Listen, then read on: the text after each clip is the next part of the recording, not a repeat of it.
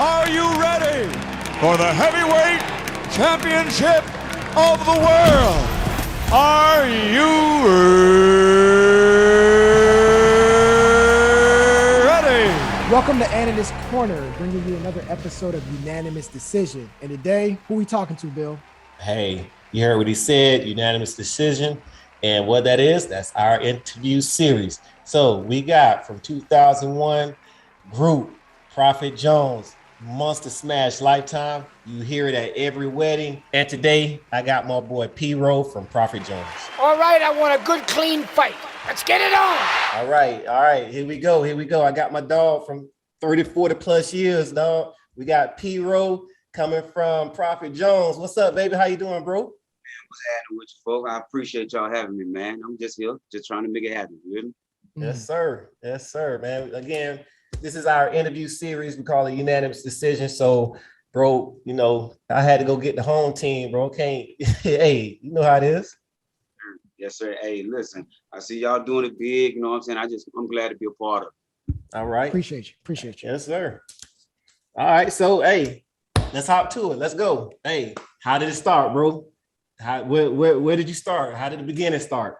All right. Well, if we're gonna go all the way back, I'm like most R&B artists. You know what I'm saying? They start if you do the history of whatever, they start in the church. You know what I'm saying? So back in Fort Pierce, growing up, you know, as a youngin', mom always had me in the church. You know what I'm saying? The name of the church that I grew up in is Apostolic Church of Jesus. That's located in Fort Pierce, Florida. And it's a Pentecostal background. So we had a lot of singing going on Sunday. So I was in that thing Sunday, Tuesday, and Thursday. You know what I'm saying? Sunday morning and Sunday night. So that's where my roots are. In addition to that, you know, I listen to a lot of R&B, but coming from the church, it was like a natural transition kind of to go to the R&B because you know, I'm musically inclined. So I played a lot of drums, and then I was in the band coming up in high school. Shout out to Legal Park Academy. Yes, sir. You know, so, you know, did that. And then it kind of like moved, you know, it's kind of like a natural transition. So, so go from the church into the secular. I say secular, I started getting into secular music. When I say secular, I mean like, you know, R&B or whatever. I had some hip hop going on, but I'm strictly R&B. Mm-hmm. But my first ever album I ever purchased was Jodeci, you know what I'm saying? Forever My Lady.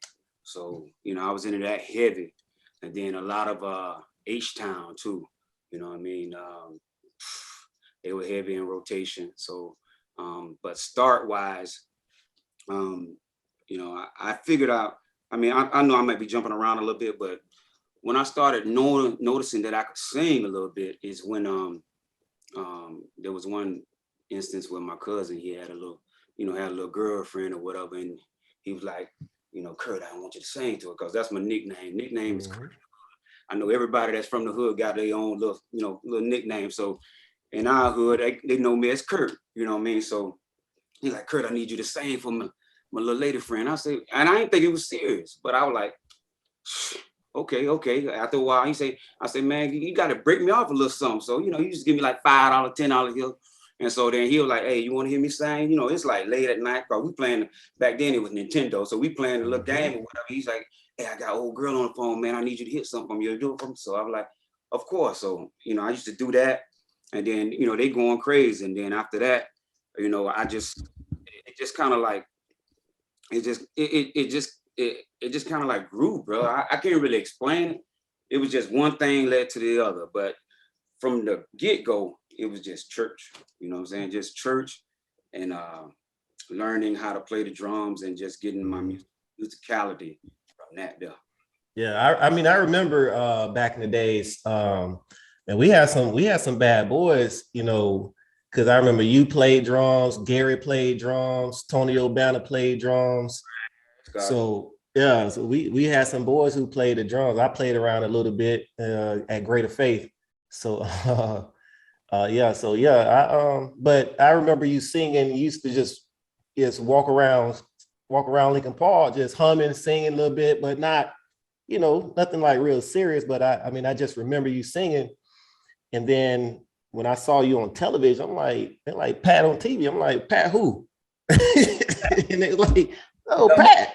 And that's the confusing part with you guys, because I think when you actually broke, they were marketing you guys as DC, but obviously your sound, it sounds Floridian, like it sound like from the South. If not Florida, you sound like Georgia. Like, so how did you get connected to the other members of Prophet Jones? Okay, well, right after high school, I went to college. I went to Florida State University. Right. While I was at Florida State University, I kind of, you know, I was dabbling. My roommates at the time, I roomed with a guy by the name of Tommy, MJ. Them boys wanted to rap, you know what I'm saying? So I was like, man, listen, man, he had a little beat machine and everything, a little DR5, that's old school, that's a Roland. So he had a little Roland DR5. And then I was like, look, man, I play drums anyway. So I used to kind of like make the little beats or whatever and then sang to him. And so then we became like a little crew. You know, we called ourselves Black Magic Productions. And so the first actual time we got really serious about it is there was a vibe. It was called Alizé Vibe contest where you had to make a song up about the drink Alizé. So we made the song up and we sent it in to Vibe magazine, which was located in New York. Vibe magazine was big back then, right? Yeah. Out of all the entries, we were one of the finalists, right? So they flew us up there, bro. I'm happy. They flew us up there. We did the song. We didn't wind up winning it, but that was like kind of like the start. That was the spark. I'm like, man, I could really do this thing for real. So in addition to that, you know, I was singing all the time in the restroom. We stayed in a co-ed dorm on Florida State campus called Smith Hall. And so while I'm in there singing all the time, right? Let me get some water. Mm-hmm. While I'm singing all the time, the little freaks or little girls that stayed on job, they be checking in. Mm-hmm. Real talk now. So they check in. What I mean by that, you know, they'll come down on the floor. You know what I'm saying? You know, who is that singing? Inquiring, who is that singing? And so, you know, me and my homeboys, we be in there, you know, homo jump, but we be in there to kind of vibing to whatever, you know what I'm saying? Just kind of like, you know, they rapping and we, you know, just chilling, just doing college jump. And then we walked out one day and they were like, who is that? What music, what song is that? What album is that? And I was like, nah, ain't no album. Then my dog said, man, ain't no album. That's my dog right here. That's my dog. And so, and they said, no, that ain't him. So I'm like, yeah, well, they said, hit something right now. So I started hitting, you know, what I knew. I was hitting everything from H-Town, Jodeci to even hitting the form. And from there, salute to the fraternity Kappas, right? They were one of the main. Salute to the Kappas. I got to salute to them. I did a talent show. They had a little talent show, and I performed on that thing, bro. And I killed it. I think, bro, I killed that joint. And I was like, I done won. And they gave me a lot of props, bro. It was like I was a little celebrity on campus.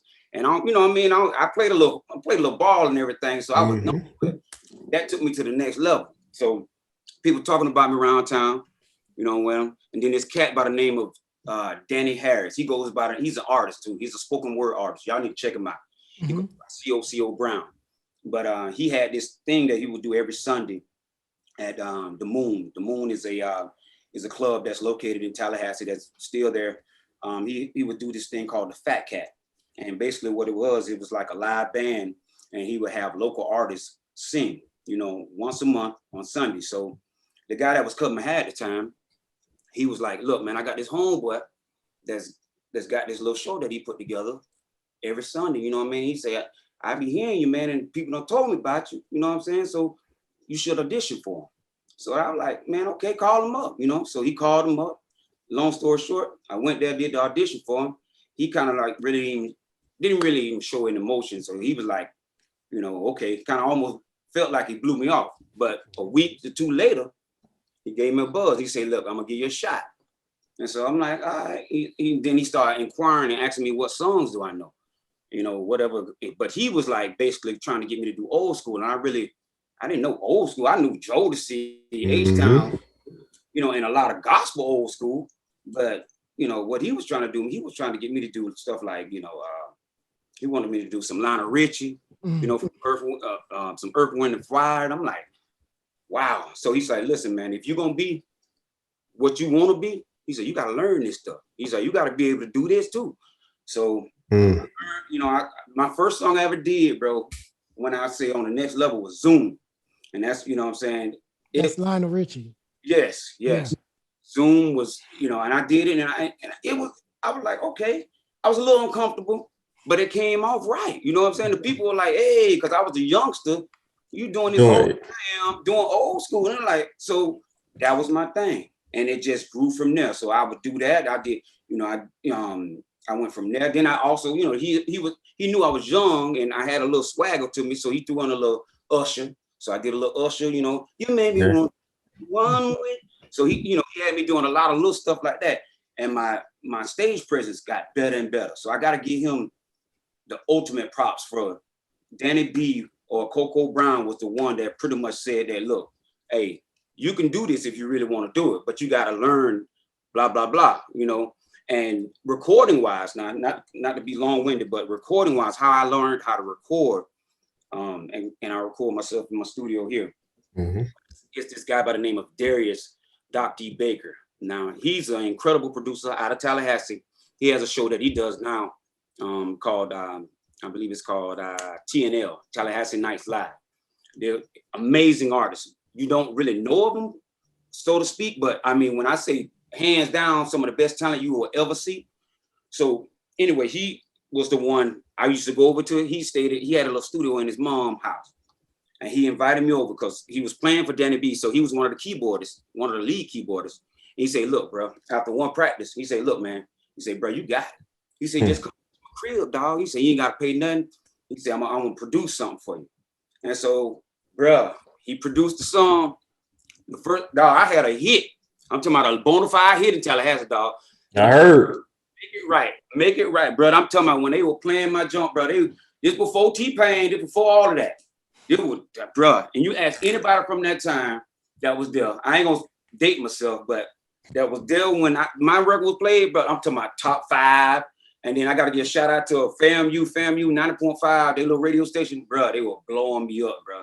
I did interviews, so I felt like a local celebrity, but I didn't really understand because I was still, you know, trying to do school, still working, doing all these things at the same time.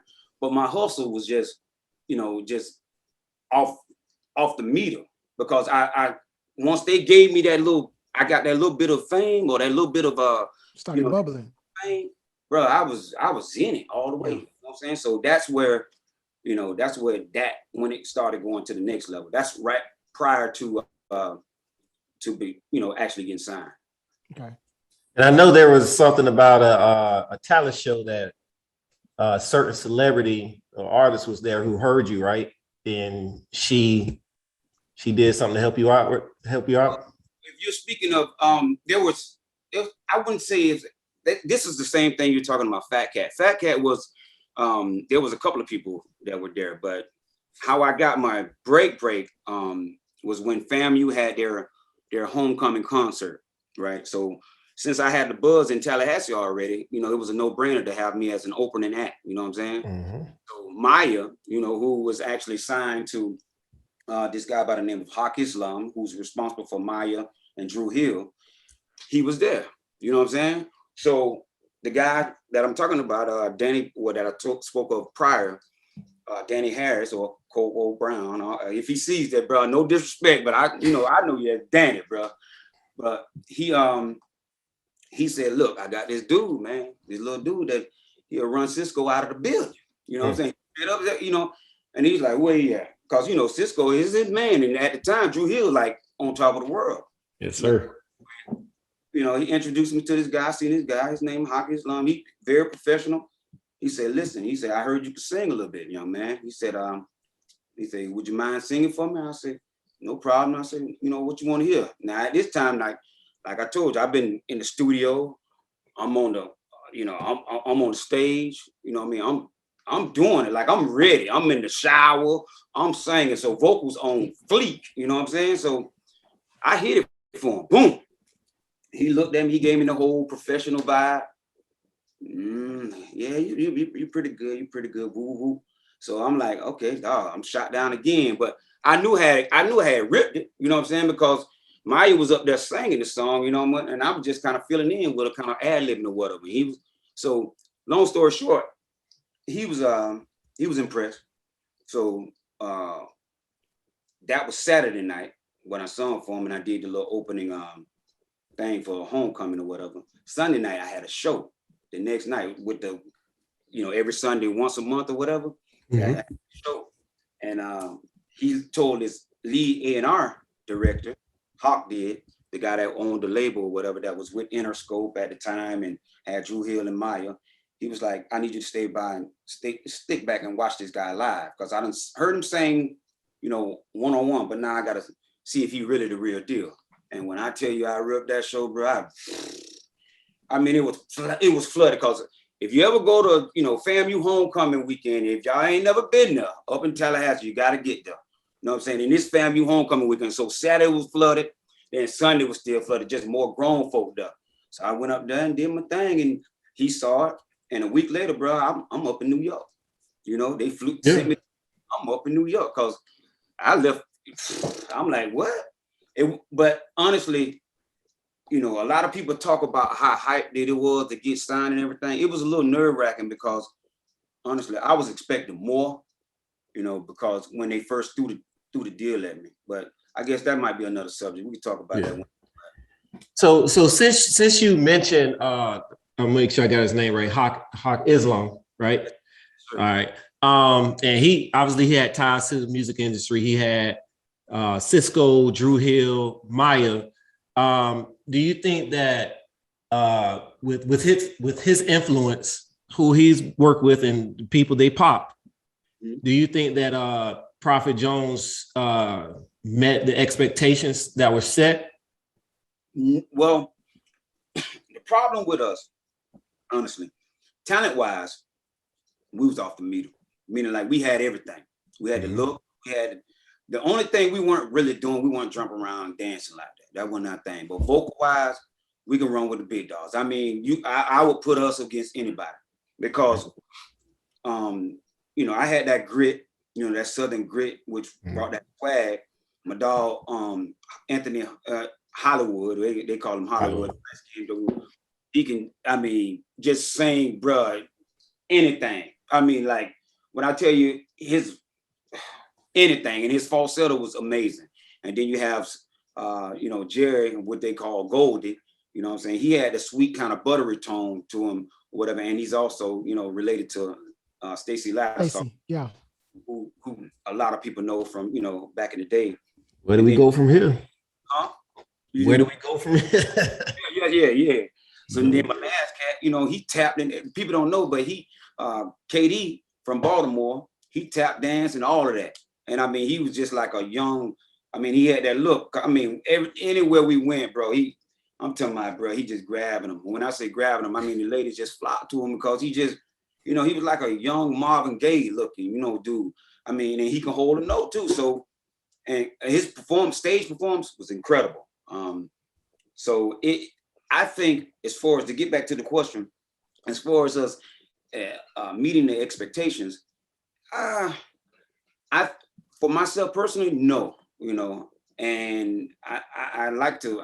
I know there's no excuse for us not doing so, but I think with the time, when we came out, the technology was changing. Everything was going from CDs to the digital format. Streaming was getting ready. That phase we were fading out. And then in addition to that, we came out a week after 9/11. I was stuck over in Oakland at the time. And when the planes went into the, the trade towers or whatever, I was scared, bro. You know what I mean? And then, everything they calling me, whatever, I wasn't worried about a record coming out. And I don't think anybody else was, you know what I'm saying? So I think that impacted us negatively. So, but I think we did well. But honestly, I never told anyone else. I think we should have stayed where we were too, because a lot of people don't know this, but we released our album on Motown, but we were actually signed to Interscope. So we met with Jimmy Iovine right? I don't know if y'all know who Jimmy Iovine is, but Jimmy Iovine is responsible for a lot of Dr. Dre, a lot of Eminem, all of that over there, all of that. You think about Interscope, all of that, gangster music, and a lot of that is him, right? He's the man behind it. So he walked in, he was like, listen, a little small, short dude, man, you won't think none of it, but you could tell that he knew what he was talking about. And so he said, listen, I can't give you, I'll give you Lifetime, he thought was the hit. He wanted to push everything behind Lifetime, right?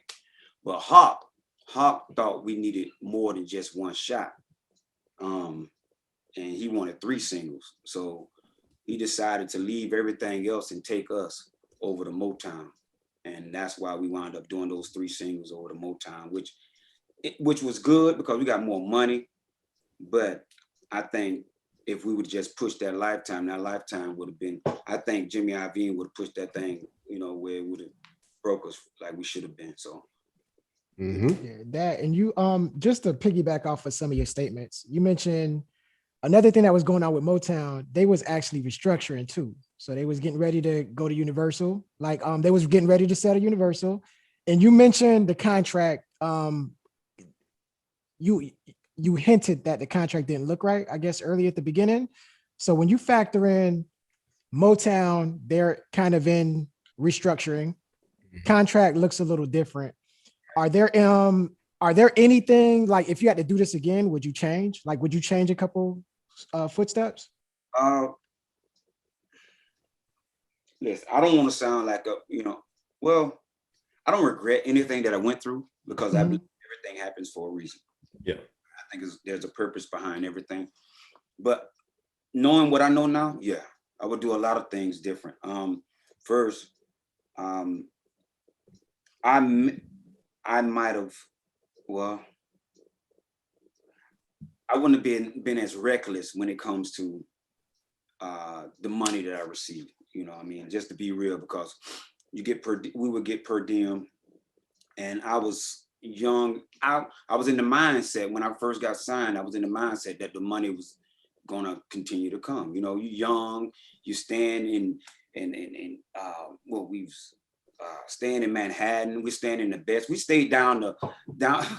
I'll never forget this. It was the Vandross, right? We stayed in these apartments, and we was on 57th. And when we seen him in the elevator, I was like, wow, so I was scared to say something to him, but the guy, Anthony Hollywood, he was like, look, man, that's my idol, whatever. Yeah, you got to talk to him. Yeah, so he ran and talked to him. And what happened, he had a friend that stayed down the way that he was coming to visit or whatever. And yeah, when we met him, I was like, wow, we there. We there. You know what I'm saying? We where we need to be. Mm-hmm. But no one really believed that we were there. You know what I'm saying? But as far as changing, I would, well, other than that, what would I change? Nah, man, it's I don't know if I don't know if I would change anything. I was just I just did my money. I thought it was gonna keep coming, but when it stopped, that thing hurt. Well, I'm talking about, bruh, and we actually, believe it or not, we thought we were gonna do another album.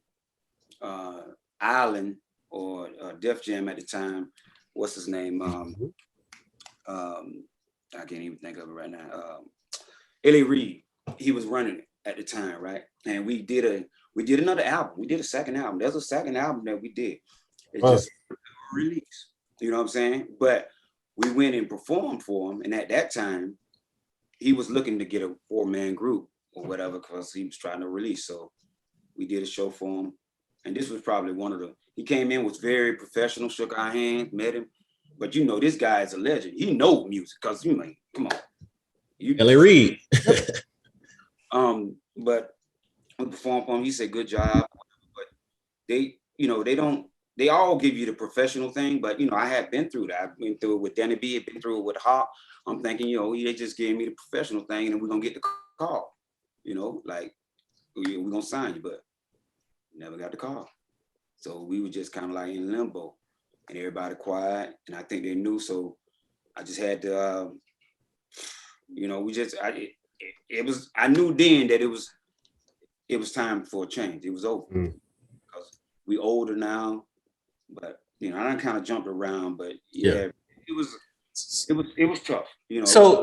So okay, so when you had, and I correct me if I'm wrong, right? Wolf was the first single. Wolf was first single, done by Tricky Stewart he's out of Atlanta, Red Zone. Yep. I think he does work with what's the boy name? Dream. Yeah. They was all okay. Okay, so Wolf was the first one. Lifetime came after that. That was the one. That was the one. That was the one that blew up. It's still, I'm still hearing that weddings today, right? Yep. And then after that, as I distinctly remember, then you did the OJ's Cry Together. Yes, sir. Right? It was amazing. Yes. Do you think? I'll ask you this, because Lifetime, you said Jimmy wanted you to push that one. Hawk wanted you to go 3, right? Do you think that Cry Together was the right choice for that follow-up to Lifetime? Or would you have gone to another one? Because I think I'll let you answer, but I'll tell you the one that I think that should have followed up with that. Well, I think just to answer your question, do I think it was a follow-up to it? I think it was a good choice. I think it was definitely a single, but the only thing, it was totally different than what, the sound was different. You know what I mean? Like it was more, it might have been a little too mature to go from Lifetime to the OJs. Technically, and it just be technically, I nobody really noticed, but I'm not even on that record. You know what I'm saying? Like literally, you know what I'm saying? The Cry Together record was done prior to, and it's true. I tell you the truth. I ain't gonna tell you no lie. The Cry Together record was actually done by Jerome, Goldie, Lattisaw, and Hollywood. Anthony Dumas. That's his real name. But they did that record trying to get a deal. Because they had a 4-man group prior to me being in there, right? So, but 2 of the guys, Hawk didn't like the way, quote unquote, they look. You know what I'm saying? So he was like, no, he trying to compete against Drew Hill. You know what I'm saying? Because Drew Hill, the groups at the time, 112, right? all. And he done brought them together. He know what Drew Hill is, so he trying to, I need a man. No, I need this. So he told them, like, look, I love the song. He said, but I need 2 more. So that's when KD came into the mix out of Baltimore. So 2 of the guys, Hollywood and Goldie, are from the DC area, right? Yeah. They're from the DC, Fort Washington, Maryland area, right there. And then KD, he's from Baltimore. So that's how that linked up. I don't know exactly how they got together, but supposedly KD was trying to do a solo thing, and Goldie found out about him and thought he would fit the group and brought him in. So you have 3, right? Mm-hmm. So there's one that remained. He needed one missing piece. And so Hawk so happened to be down with Maya down at the FAMU homecoming and saw me and thought I was a good fit. And I went, once he flew me up, I didn't even know. I'm thinking I'm going up for a solo. I'm solo. I'm killing the stage by myself. Woo, woo, woo. But then in the meeting, it was kind of, I'm sitting in a room by myself. And then he said he wanted to have a meeting. Then he brought in these 3 guys. So I'm like, what's going on here? And he had his whole record label. His name of his record label was University Music. So, and we all sat down in the conference room. And then he said, okay, I want every one of you guys to sing. And so we went one-on-one singing, for his record label. And then after each one of us took our turns, he said, now this is, my new 4-man group. And so I'm looking like, I'm shocked, whatever. But I'm like, okay, I'm all in, bro. I'm in New York. I'm like, I can't go back. You know what I'm saying? Because ain't nothing at the crib. I'm all in, but I'm thinking I'm solo. But since it wasn't, I was like, we cool, whatever. And the guys, you know, they came up to me. We were all in the same hotel, and he was like, "Man, you cool with that?" I'm like, "Yeah, man, we're good." And look, we became brothers, but that's why it took us so long. It took years for us to kind of jail. You know, you just can't throw a group together and expect to get magic. It's growing pains. Yeah, man. And, so it took us years, and that's why he put us in New York. He spent a lot of money, bro. When I spent, yeah, he had to, man. He spent, and it wasn't his, but Interscope put a lot of money behind us. But they had to, because they had to respect his resume, because he brought to the built table. it before with Drew Hill. Yeah. So I personally would have went with Common Side number 3. Because why? that one, or probably either You Gotta Believe, You Can't, or Come Inside. Those would have been my next choice after Lifetime. Yeah. And you know what? Those are good choices, man. I think you're not wrong for that, because I like them. But the thing is I think they wanted to kind of like balance it out, because if you listen to the album, a lot of the album is just a lot of me, bro. It's because I mean, they're on it or whatever, but we did most of the recording in Fort Washington, right? At this studio called Night Flight Studios. Shout out to Kevin K-Jack. He's the guy that did all the production pretty much. And it's a home studio, but it's nice. I mean, everybody from one of the main people that I know used to come through there. Genuine came through there because he's from the DC area. Who else used to come through there? Buddy, what's Buddy name? Tank used to come through there a lot, you know what I'm saying? So, and we cool with all of them. Tank actually did a song. He wrote a song for us. It didn't come out. It didn't come out on that second up, but that thing is fire. It's called I Don't Care. And if you want to, Bill, I'll send it to you, you know what I'm saying? But that boy. For sure. Definitely send me that. But yeah, man, listen, man, it was I love the group, and I actually reached out to Goldie yesterday, believe it or not, because I told him, like, and Goldie's one of those, he kind of like laid back guys. He get his money. He was one of them dudes too. He always had his money.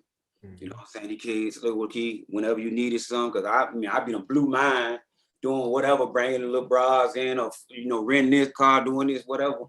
Goldie just be steady, And then his mom, that's why I really like them boys, man, because everybody brought me in, man. They really made me feel like, I was part of them, like I stayed in Goldie's mom's house. I stayed in Katie's mom's house in Baltimore.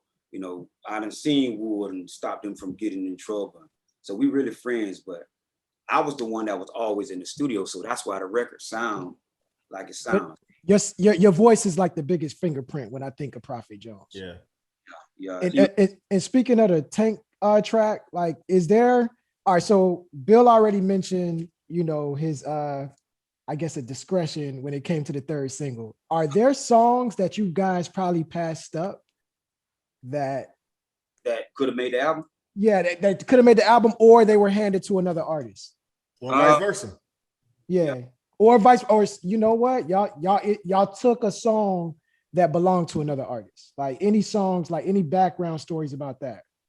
Yeah, well, You Can't is a song, but the artist, I can't even recall the name, but the guy that referenced that song, woo, I didn't even want to do it. I mean, I'm gonna be real, because bruh killed that joint. I mean, he killed that joint. I mean, he was so churchy, bro, and his grit was so, like, bruh, y'all trying to take this?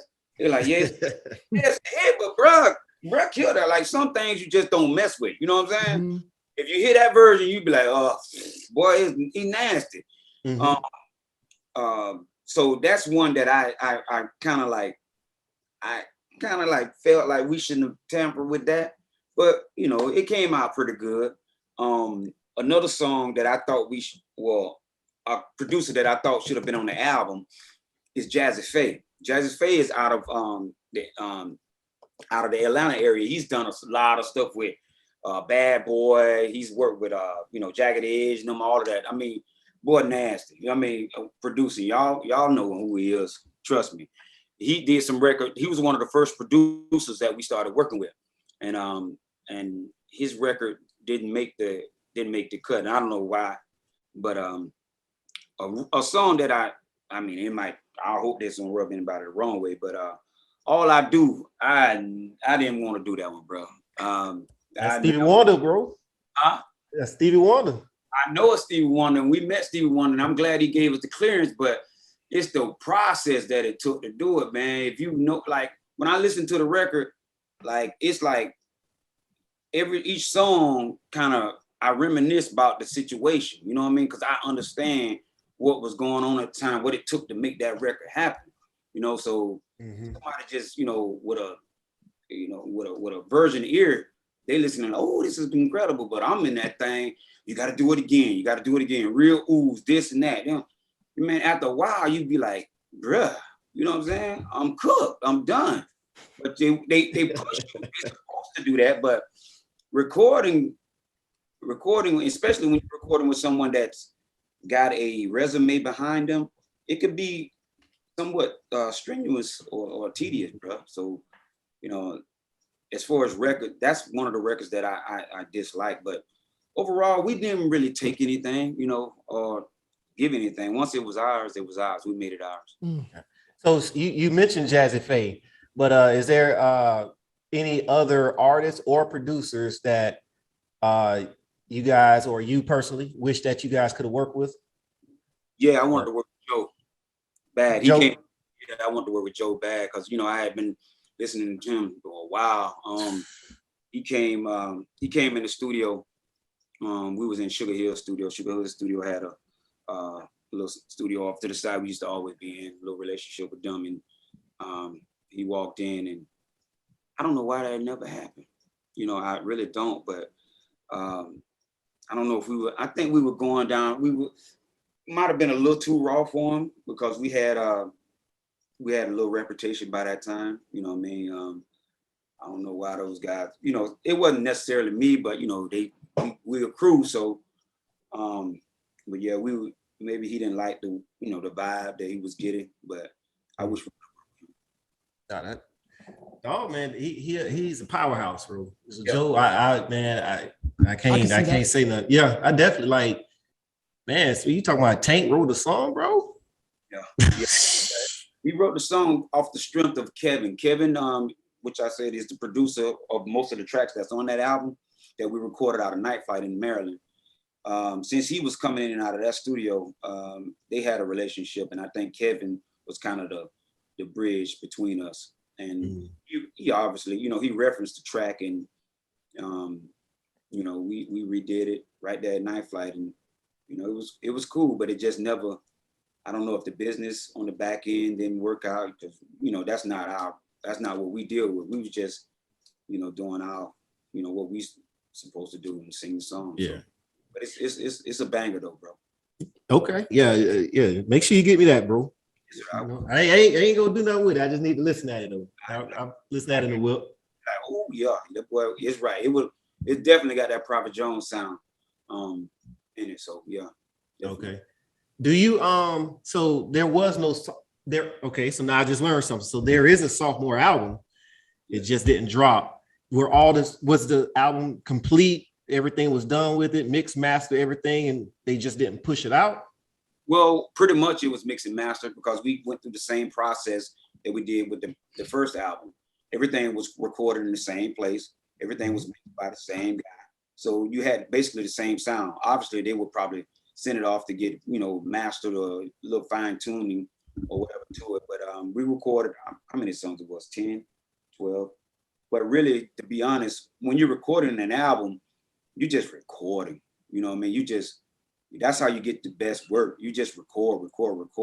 I learned that. And that's why when I'm here in my studio, I just record, bro. I just keep recording, you know, and then, you know, whatever hits, whatever don't, you know what I'm saying? So to say, was it complete or not, you know, I don't know, but I know we had more than 10 songs on that particular at that time, you know, but throughout the whole process, we might have recorded, you know, maybe 40, 50 songs, you know what I'm saying? Like, and we in the studio, we like lived in the studio, man. So And we talking about at that time, technology wasn't like it is now. You can get quality sound out of your basement or out of, your closet, with the technology that you have now.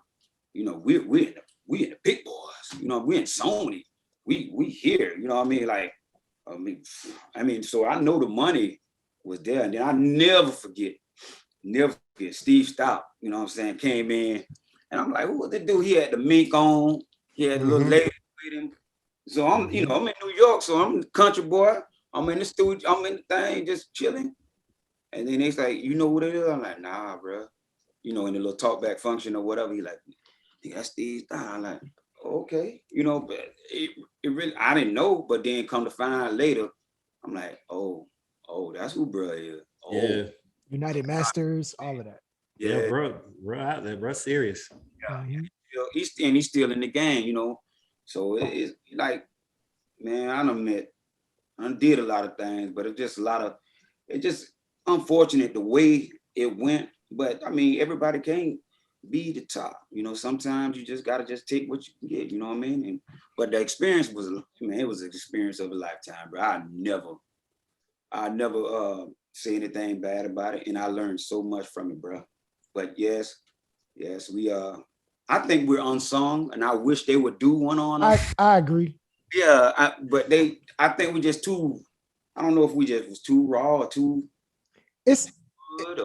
I don't know what it was, bro. And it's a lot of confusion coming out of that era. You got it, like you had Napster and all that stuff coming out too. LimeWire. Yeah, but not just you guys, but I think we saw the rise of R&B groups, and then after that era, they seem to be dwindling. Like, what's your take on R&B, and why do we see less R&B groups today? That's a great question, bro. My take on R&B is I think it's watered down a lot. Now, yes, there are some great singers out there. I think there are incredible singers. I'm on Instagram a lot, and I see some cats that I think I'm very impressed by. But I think for the most part, the technology has made it where anybody can do it. You know what I mean? Especially when you got the auto tune and Melodyne and all the different apps and that can make you pretty much sound how you want to sound. They don't, I'm one of the old school guys that like since I guess, and they might say, well, no, you don't have to do it like that. You sing it over and over again. You know what I'm saying? You got to sing it. You got to get the part right. I'm like, that's my thing. But, these younger days, they are very time restricted, I guess. So they want to just sing it once or twice and then they go in, they're talented. Not to take any credit away from that, but I think just the R&B is not like, it's just not as, what's the word? To me, it's not, there's no more soul into it. Great. That's a great word. Or emotion. Like, it's mass produced almost. Yes. And it's like, it used to be, if you really listen to the R&B, bro, it used to be a lot of ad-libbing, like a lot of, basically off the top, and that's what made you incredible, almost like a freestyle. So that's what ad-libbing is, if people don't know. It's like a freestyle. So you have the hook playing and you just running over top of the hook and just filling it up, right? You don't have that. It's so structured. They're saying this part and then they'll fly this to there and they're singing again. You can hear the looping in the even robotic. That's what Bill's talking about, where the emotion or the soul is out of it. Yeah.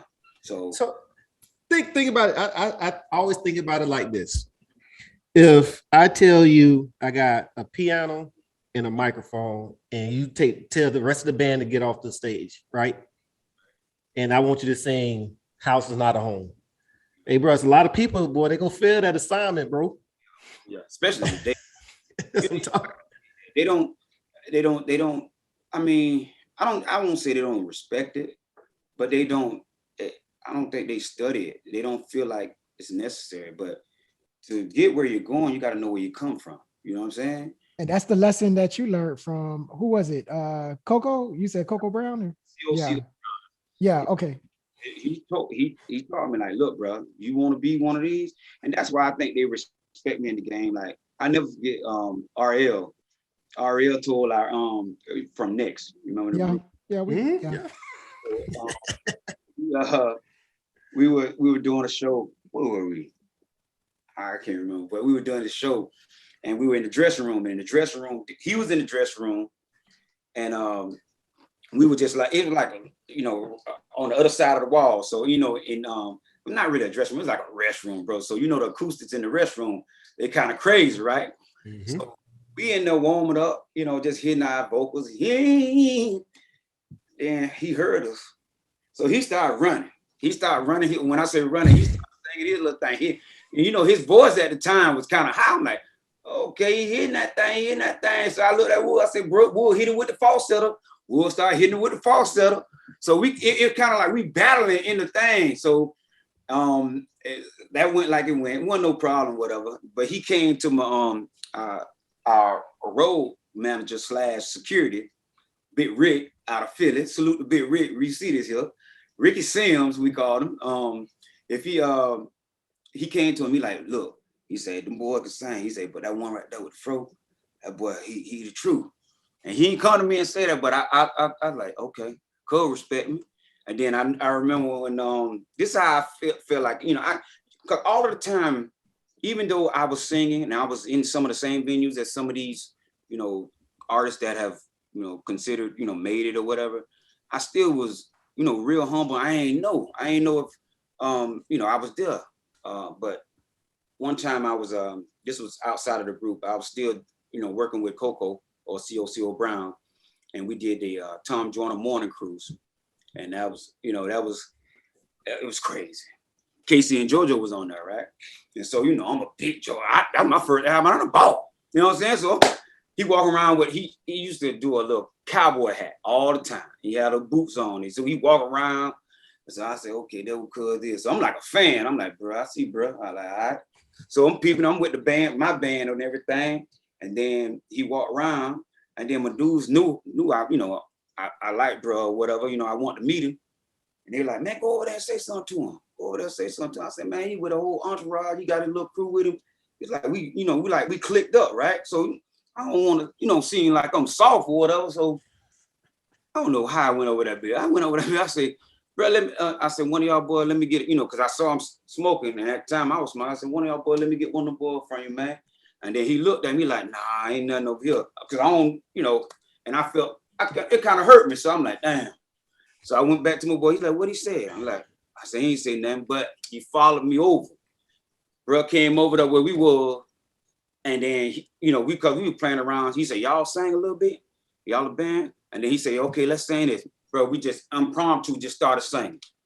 And at the round, it looked little piano, just started singing. He was singing, I was singing, everybody sang. I'm like a big band. So, bro, that was one of the greatest experiences. And then the next morning, what solidified it, and he might not ever remember this, but he came down because he a wild boy now. He real wild.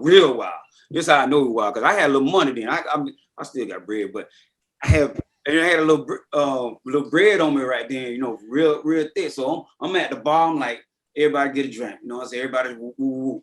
And then he came down the stairs. And so then he sat down next to me. I said, bro, you with me? He's like, yeah, I remember you. I said, man, let me get you a drink. Nah, I got it. And then he was getting ready to try to, swipe the thing. But I think he was so wild with it. His old girl had him on lockdown. I'm like, bro, must be real wild. Because, if you go on a cruise, mm-hmm. you got a card. You got all your money going to the card. You know what I'm saying? So I guess she had to shut that thing down on him. And so then I said, I got you, bro. But then we sat down. He told me all kind of experiences.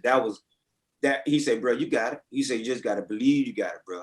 And, from that, I took that and ran with it. Man, listen, I think I listen to cats now, and I respect a lot of cats now. But at the end of the day, the R&B just ain't the same. Most of the cats that really, really sing, they're a little older. That I'm feeling. But you got some that are young. It's a young cat out of Lake City. Y'all might not know what's his boy name. Rick. What's that boy name? What is that boy name? The boy incredible.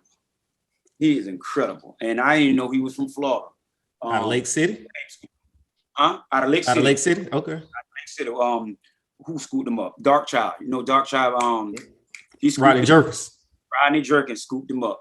I think he's managed by him, but his first name, what is it? Rick? Rick something. I don't want to lie on bro last name because that sounds bad, but his first name Rick, bro. When you hear this, bro, he's gonna take you back because you're respecting it. And you probably already seen him flow around. He got a couple things that are viral, that he redid. But for the most part, yeah, the R&B is just not the same, bro. You do you watch any of the verses? I have, as far as I definitely saw that one with 3 6 Mafia and what's the name? Bone Thugs. Bone. I definitely saw that. Yeah. But I a few, but I don't watch it on a regular. Oh, okay. No, I was just saying, like, it's just seeing like Earth, Wind, and Fire and watching them going up against Isley Brothers, Keith Sweat, Bobby Brown. Like, I think, especially with Earth, Wind, and Fire, I think people don't, when we see these guys going, the boys got longevity. Oh, man. You know what I'm saying? One of the main ones that I like, Gap Band. What bro lead singer? Uncle Charlie. There you go, Charlie Wilson. Bro. I've seen him on the John Morning Crew, and he down to earth, bro. And bro, when he do this like whistle thing, when he be whistling and dancing, I'm like, hey, he killing that man. And he about 80, with all due respect.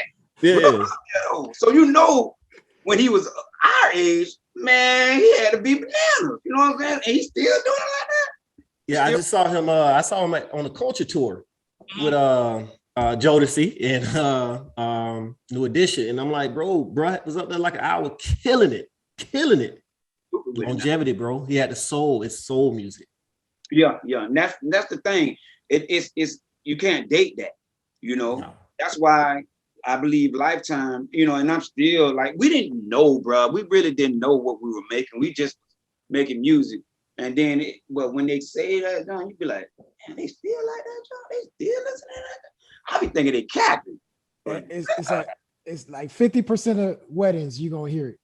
Yeah. Mm-hmm. Bro just hit me in my inbox the other day. He's like, man, listen, man, they still love you. And then he validated it with the video. I'm like, man, they still. I say that John was there. So it touches me, man, and it feels good. To know that we did that and we have that little piece of history, be a part of. So cool. All right, I got this little thing I did. I did it with John from True. Because I just want to see what your thought is on it as a musician, talking, and talking about other musicians, right? So I won't give you a musician or singer's name, right? Yeah, I'm pretty sure you're gonna know who they are. And just give me like, it could be one word, 2 words.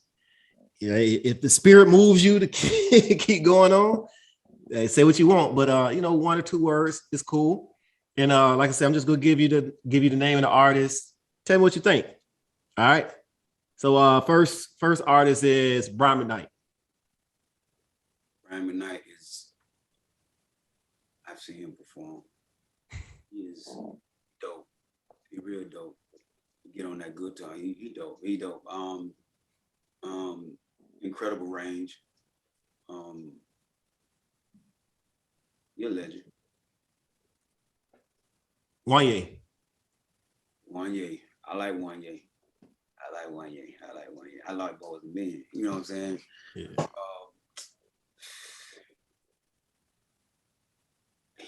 I like his trills on the way he shake his head. He's one of the first ones that I see him do that though. You know what I mean? So I like bro. I think he a real one. I like bro. Hey, when that dog, when that head started to shake, somebody in some trouble. You already. You gotta kill that jump. Yeah. Bro, that's why I said if I can't see Jodeci and Boyz II Men go on the verses, hey, if Drew Hill go up against Boyz II Men, or somebody in some trouble when the boy starts shaking his head. Oh yeah. One year, hey, you didn't want to do that. And then Sean, he bring that thing too. He bring that pain. He got that sweet sweet little vocal and with him with that high note. So I'm with him, bro. I definitely like him. And you already mentioned him. I'm gonna go ahead and give you one more name is KC. KC, bro. He one of the best, but I think he just, you know, I don't know, man. He one of the best voices I ever heard, bro. I mean, cause you even hear that church and you hear that grit. You know what I mean? You just like, what this boy, he had, and you know he been doing it a long time. Cause Lil Cedric and the Haley Sings, y'all ever heard that? Mm-mm. He was Lil Cedric back in the day now, Lil Cedric. And the Haley, I'm like, what? So the boy been doing this thing since he like 8, 9, you know, back in the day. I mean, professionally. So KC is one of my favorites, bro, of all time. Mm. If I'm gonna put him, I'm talking about with anybody, like, cause his style, his passion, you can hear in it. You know, if I was to rank them, me personally, my favorite singers, I got KC number 1.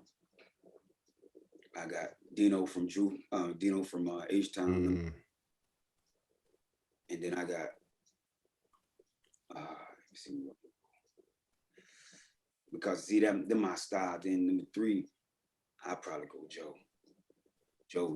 Joe that he's not as gritty, but he got like a perfect pitch. You know what I'm saying? Mm-hmm. And he just, bro, and he talented too, bro. He played, you know. So you got to get that to him. The other two. He got a good pen too. Like he got some nice little writing credits. Yes, sir. Yes, sir. It's funny you mention them, bro, because like you said, you could hear the soul in their voices, but they got which to me is missing today. Like to me, everybody sings in a falsetto type voice where it's not really a singing, it's more of a talking, singing kind of thing going on right now. But the ones you mentioned, them boys sing hard. Church, coming out the church, sing hard type voices. But I don't. Yeah. That's exactly. I think that's where it switched, because when it switched from the more masculine, like grit, to more kind of soft, kind of pretty. You know what I mean? And that's what they kind of, I don't know. That's what they like now. You don't really hear too many. That I know. What? Let me ask y'all. What's the hardest out now right now? I mean, like as far as R&B, who It's a mixture, I would say. I think girls is kind of taking it over. From a pen perspective, what's Money Long could write, but you know, like I wouldn't. None of these voices sound anything that resembles what I was hearing in the late '90s, early 2000s. Wait, is that bad, or is that? No, for me personally, like I always was an R&B guy. Like it's like I love music, I love rap, but I also love music to shit. That's like, I don't sing. So I typically will steal your voice to like what your homeboy did. He put you on the phone with his old lady. I don't know if there's a song right now that I could like, you know, play for my wife or anything like that. Don't get me wrong. You got some boys out here, like Lucky Day. You got some guys out here, but like you said, like Barry said, bro, like when it's all said, bro, we same age. So, And this is another thing, man. Bill was talking about. I'm sorry to interrupt, Bill. But yeah. I like, for me, my ranking has changed also. Like I used to judge an album on, if it got 10 songs, 5 got to be bangers. You know what I mean? And now these albums have 20 songs, and I be telling Bill, well, it's a good album because it has 3 songs. So that shows you my expectations have changed. That's real. I definitely understand that. Yeah. But if you go to the first Jodeci, put it this way, Jodeci doesn't sound like Boyz II Men. Boyz II Men, they don't sound like Drew Hill. Right. Drew Hill don't sound like Guy. Right. Oh yeah, you threw the guy. I forgot all about Teddy Riley and Aaron Hall, no boy. Aaron Hall, boy.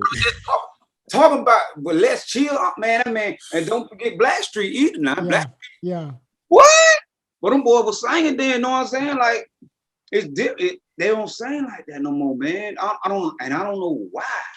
They don't, but it's the group. The groups are not, I don't know why they went away from the group, bro.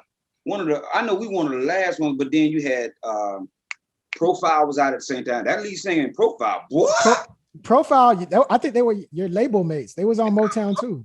But I found him on Instagram, and I was listening to him a little bit. He still got some tracks coming. Who else that came after us? That was You had Ideal that came out the year before y'all. Y'all had B2K that came out 4 years after y'all. After that, it was a wrap. It was a group that Puffy. Remember they put him out. Puffy put out that group, but he had them in the. They were like brothers. They were pretty good. Day 26. Oh, Yeah. Are you talking about the bro? No, he might be talking about Day B5. 26. He's talking about Day 26. B5 was the brothers though. Yeah. B5 is the brothers. The Day 26 was the girls, right? No, Day 26 was the they were like the ones that he assembled on making the band. B5 was the group of, they looked like the DeBarge kids. They was like brothers. Yeah. I think Day 26 was the last, you know, R&B group. The one that were fighting a little bit. They had a little.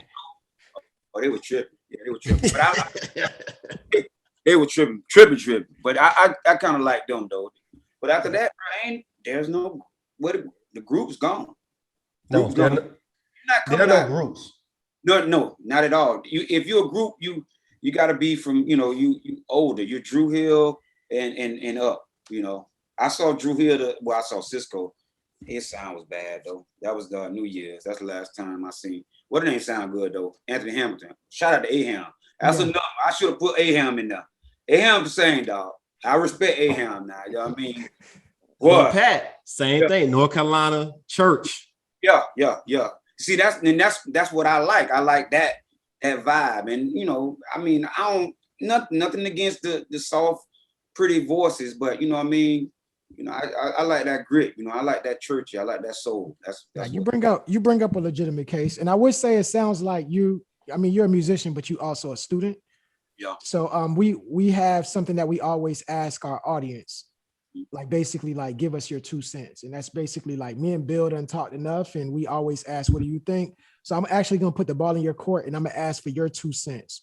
You mentioned that you guys are unsung. I agree with you guys. I think you had a run there, and I think unfortunately, because of the times, like you said, technology, Napster, I don't feel like you guys ever really got a fair shot to end that race.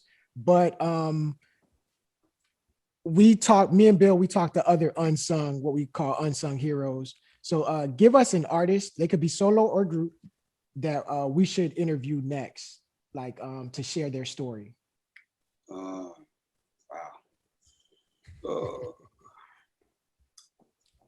And I would, that's a good question. I think that are not quote unquote mainstream. Yeah. Okay. Wow. I believe you can interview him. Yeah, why not? Lil G from Silk. Yeah, I like it. That's one of my favorite groups, by the way. We met. We played around with Delight. He did that. He actually did that. He did a single on ours or whatever. Delight was one of the main producers for them. He did a lot of their records. So yeah. And there's another guy that used to do a lot of writing with them. His name is, I think he goes by Link. He had a couple songs out, but hey, boy, I know Link now. Yeah. I know Link. He was saying, but he did a lot of their writing. He was Delight's right hand man when it came to that death, because he was in the studio with us too. So yeah, if I would say them, that'd be good, and that's feasible. That could be done. You know what I mean? Other than that, who else would I say that would probably be good? People probably won't know it. Well, you should know it, bro. Lorenzo, y'all remember Lorenzo? Absolutely. Yeah, Lorenzo. What? Hey, yes, what song was Lorenzo? Make Love to Me. He was signed under Keith Sweat, I believe. Mm-hmm. That's who it was. I know it if I hear it. Yeah, you'll know it. You'll know it. He was signed with Keith Sweat. Absolutely. Yeah, he got a classic with them. But he's out. I think he's out of he out of Florida or Georgia, North Georgia, or whatever. Because Doc D's, that's the guy that taught me how to record, or that did a lot of recording with me. That's his, I want to say, cousin, first or second cousin. So that's how I got to know him a little bit. But yeah, that's definitely someone I think should be because he had a hit. You know, that was what to me. If it's all right, remember that if it's all right with you.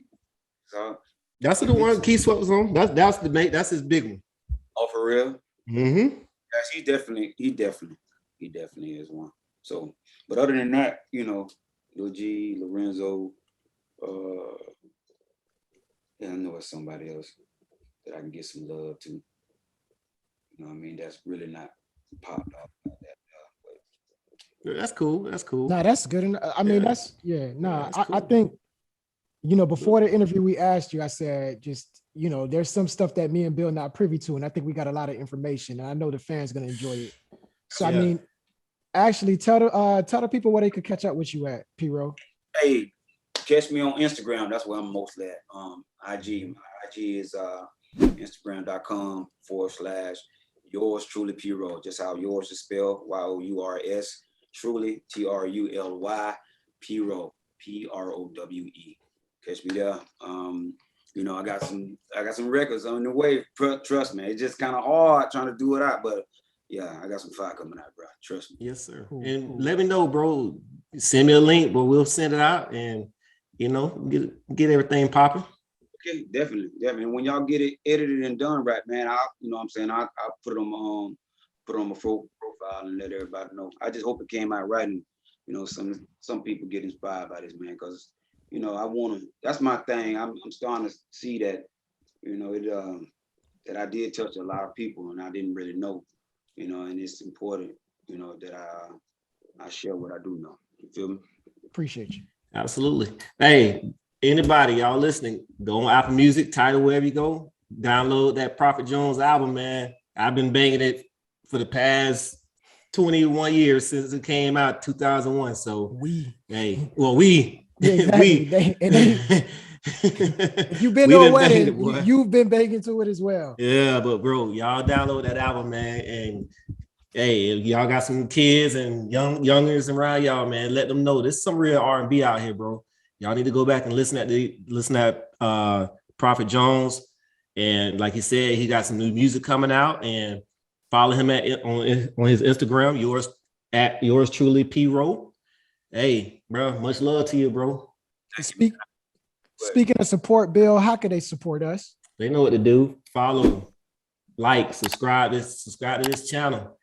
Hit that notification bell so that when we drop some new music, when we drop any new videos, you'll be the first to know. So hit that like button, comment, subscribe to the channel, notification bell, and hey, y'all know what to do.